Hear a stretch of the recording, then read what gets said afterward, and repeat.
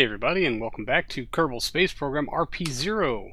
We are out on the launch pad today with a DN2A on its way to Rosalina Memorial Station with a resupply, because they're about 60 some odd days of running out of air. That's a little too close for my taste. Anyway, the ignition sequence start.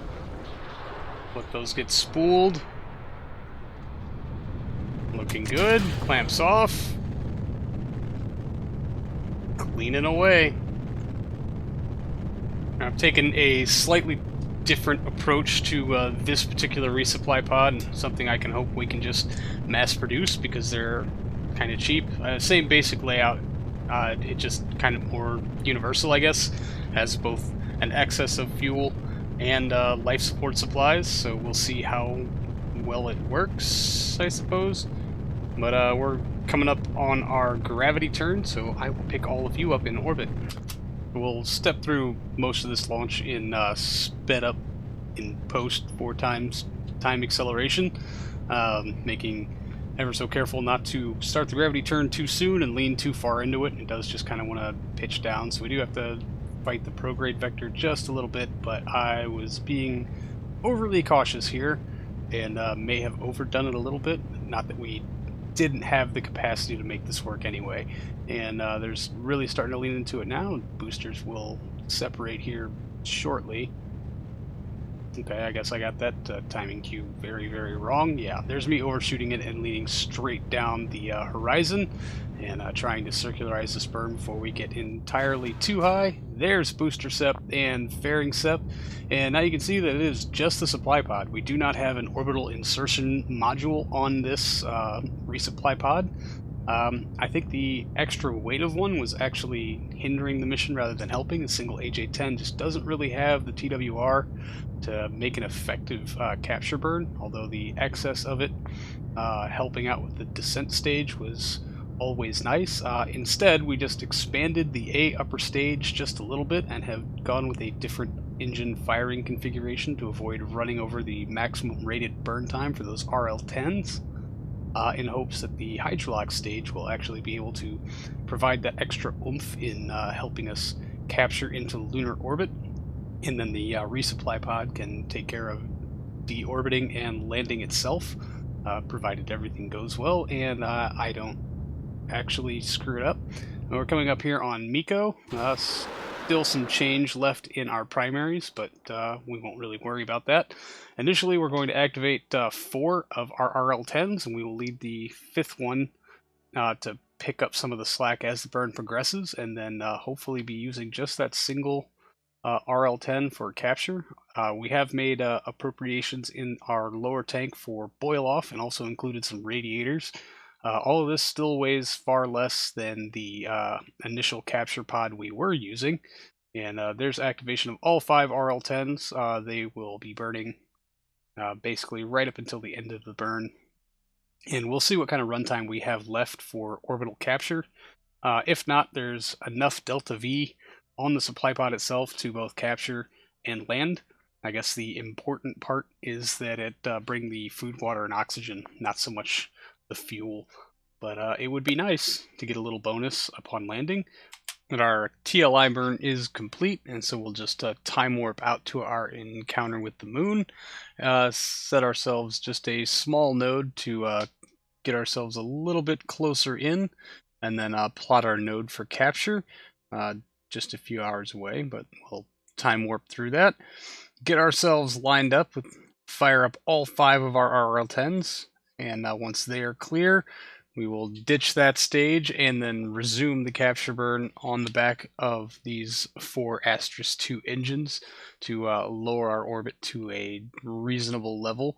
'Cause it looks like we're going to have to make the landing what will be behind us in our orbit, I suppose.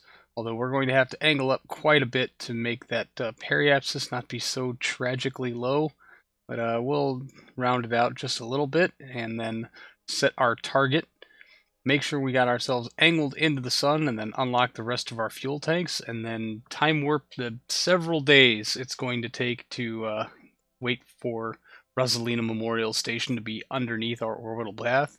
That I planned this a little better. I guess I could have adjusted the approach to better match, but we've gotten plenty of very lucky single pass or zero pass approaches when landing resupply modules down here, so it's only fitting that every now and again we have to wait for one.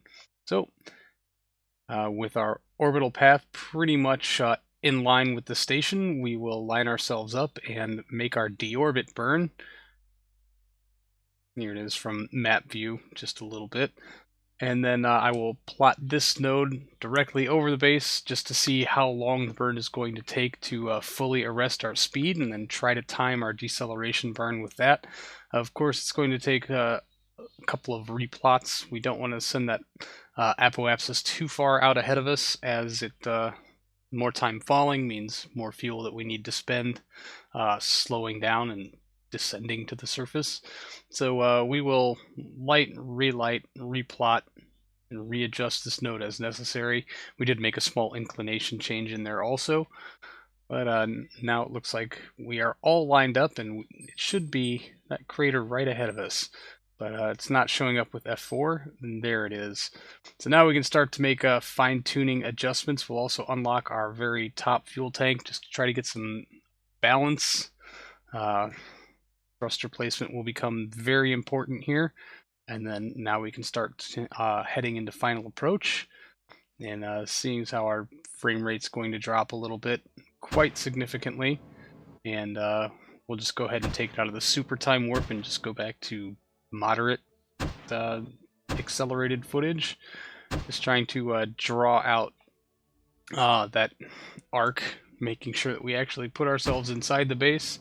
I may have overcorrected just a little bit. There we go. So we'll try to zero out as much of this relative retro as we can. A little too much. It's been a good long while since I've had to do this, so I feel like I'm a little justified in being kind of out of practice.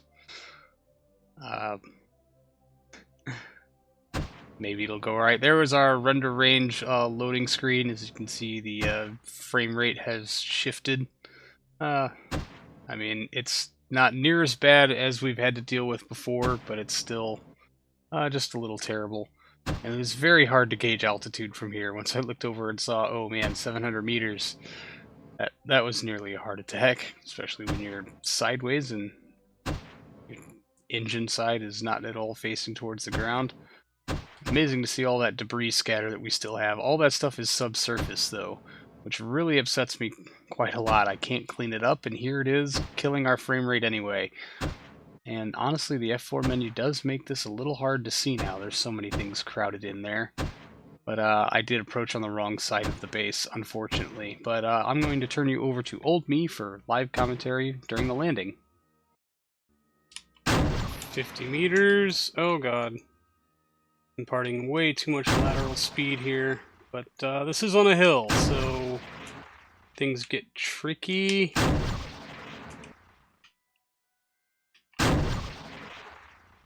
I'd like to take it in just a little bit.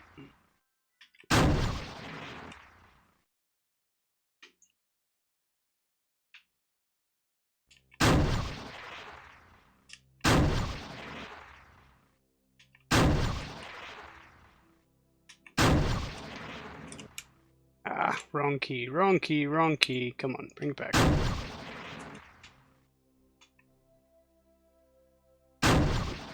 Ah, wrong button. Fantastic. Alright, well, that should just about set us down. We just bounce it a little bit. There we go. Nope, other way, other way, other way.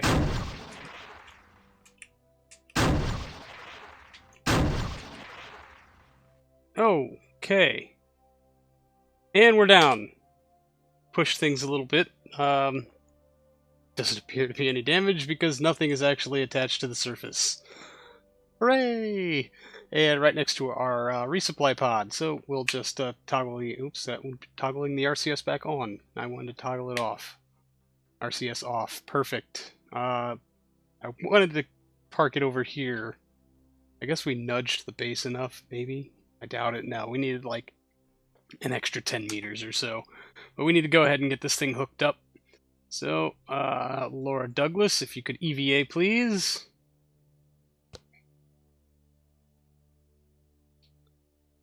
Descend the ladder a little bit. Or all the way. Really, we need you to, yeah. We need you to just go ahead and descend it all the way. That would be great. Nope. And let's get that resupply hooked up. Okay. It's a nice shimmy dance. Okay, back to walking. Nope, and shimmy. Alright then. Whatever works for you. Just don't touch the landing gear. Inventory, good. You still have our port equip.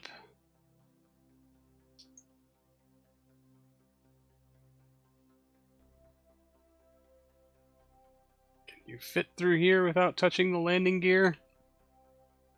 Perhaps. There you go. Good job. Nicely done.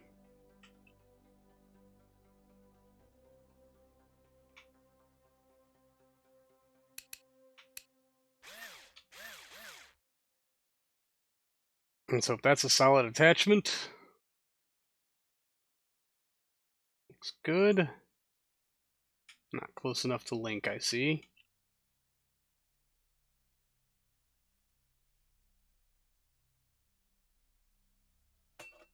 How convenient. Alright. Let's see if we can empty the whole thing.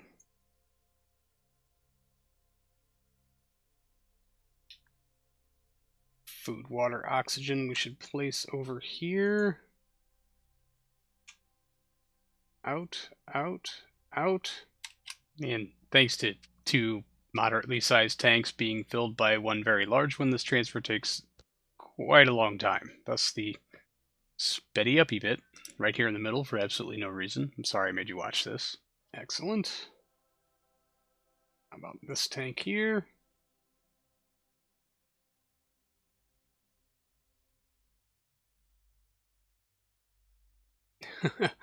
Just 103 snacks, huh? That's what you're gonna get me on, is 103 snacks. Oy vey. And yeah, that's no snacks in here, no snacks in here. Can't hook it up to that thing.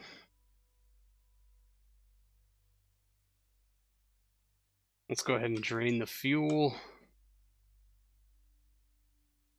Not as much as I would have liked, but something is better than nothing, I suppose.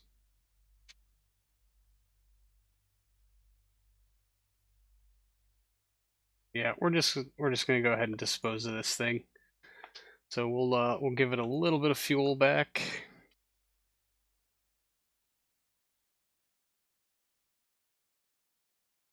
Ah.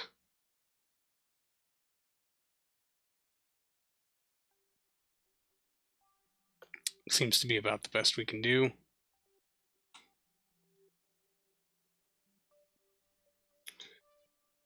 Alright. Douglas. Unlink. And go find cover. Without touching the landing legs, please.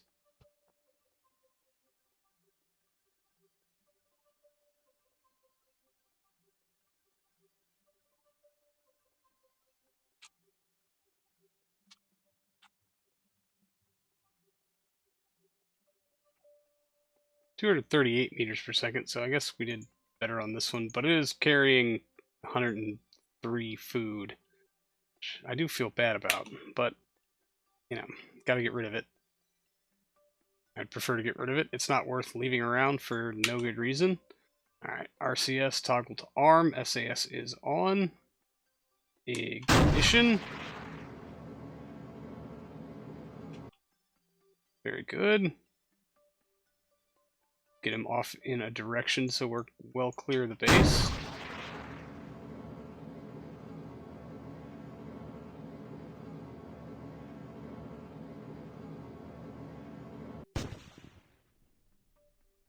There we go. We're going to get up to 15 kilometers before maxing out. But all in all, I'd say this redesign worked pretty well. We were able to get some fuel delivered. We should probably rebalance how much food it carries versus its other supplies, but all in all, I'd say it's fairly successful.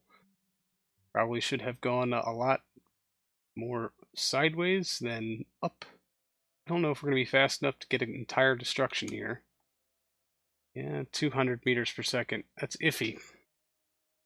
Just have to see how it handles. Aww. Debris scatter, not a clean destruct. That's sad.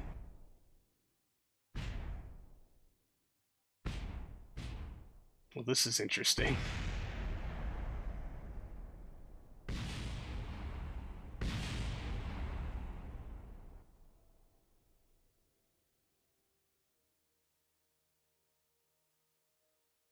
These Agena cores are really durable, or maybe that's the antennas? There it goes.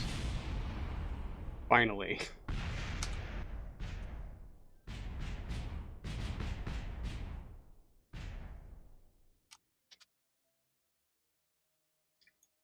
We did in fact have some survivors. Bummer. Oh well. That's going to do it for this episode, everybody. Thank you so much for hanging out. I really do appreciate it, and I will see all of you in the next one. So until then, see you later.